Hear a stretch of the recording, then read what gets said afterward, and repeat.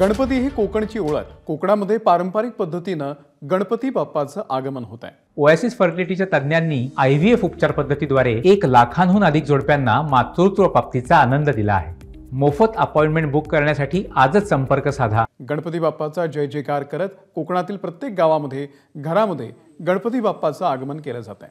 आता कोकणातील प्रत्येक घरामध्ये भजन, फुगडी आणि झाकडीसह विविध पारंपरिक खेळ सुद्धा रंगतात।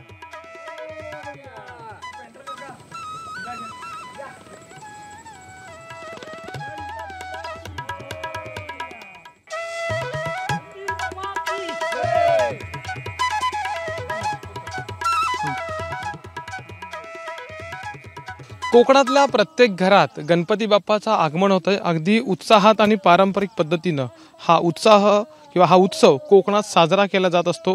पारंपरिक पद्धतीनं होणारा गणेशोत्सव किंवा गौरी गणपतीचा सण हीच कोकणाची एका अर्थानं ओळख आहे। सध्या अगदी गणपती बाप्पा मोरया, मंगलमूर्ती मोरया, उंदीर मामा की जय असा जयघोष करत हे भाविक त्यांच्या बाप्पाला, अगदी लाडक्या बाप्पाला, ज्याची वर्षभरापासून त्याच्या आगमनाची आतुरता होती, त्या लाडक्या बाप्पाला घरी नेत आहेत।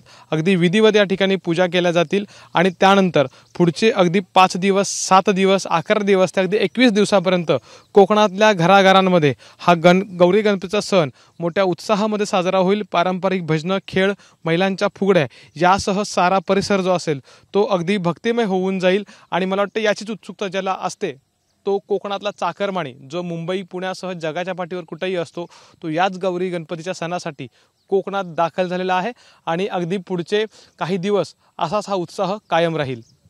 कॅमेरामॅन महबूब शेखसह अमोल मोरे, ABP माझा, रत्नागिरी। ABP माझा, उघडा डोळे बघा नीट।